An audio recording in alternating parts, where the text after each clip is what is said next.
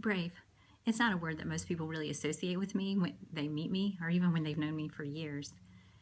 Google defines brave as people who are ready to face and endure danger or pain. Now, this certainly didn't describe the me of 6 years ago.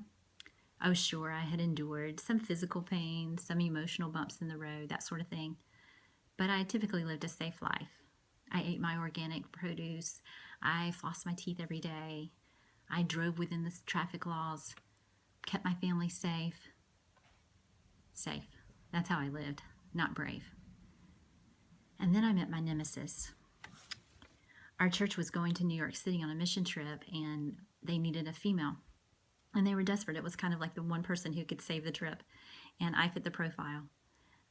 But I was afraid. I was too afraid to get on a plane and fly, even for the good of the kingdom. I had to decline. I had to pass on this opportunity and let my fear rule me. Not long after I passed on this opportunity, this song came out from a band called For King, For Country, and it's called The Middle of Your Heart. And it starts out, this is where it begins. This is where all the worry ends. This is where I say, I don't need to have control. I don't need to have control. That was a problem for me. And as you get to the chorus in the middle, it says, and if you want to take me over the edge, I'll let you, because your love is where I'll land.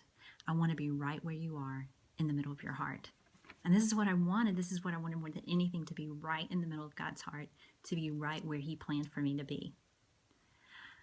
This opportunity to go back to New York came up again a few months later, and I said yes.